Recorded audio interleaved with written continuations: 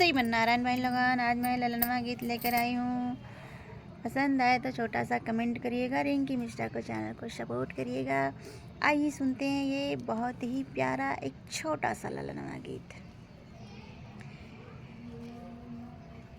पूर्व के देशवा से आवले मालिनिया, पूर्व के देशवा से आवले मालिनिया।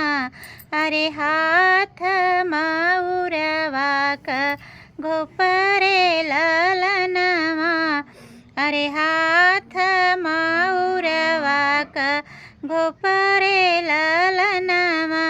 घर में से निसरली बेटा के माई, घर में से निसरली बेटा के माई।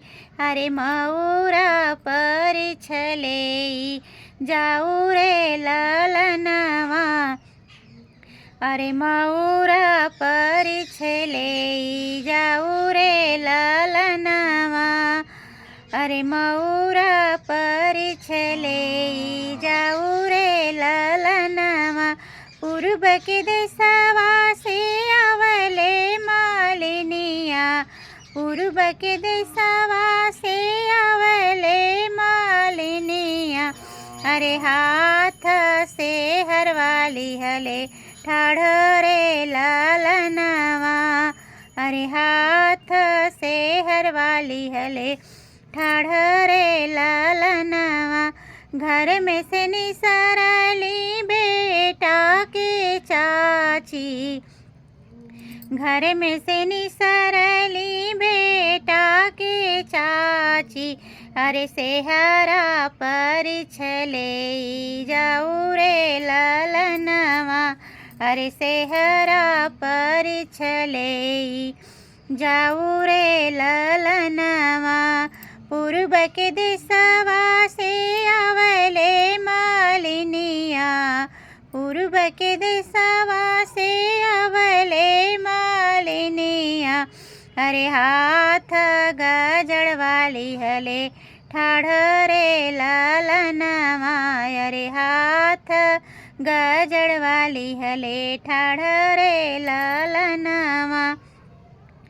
घर में से निसरली बेटा के बुआ, घर में से निसरली बेटा के बुआ।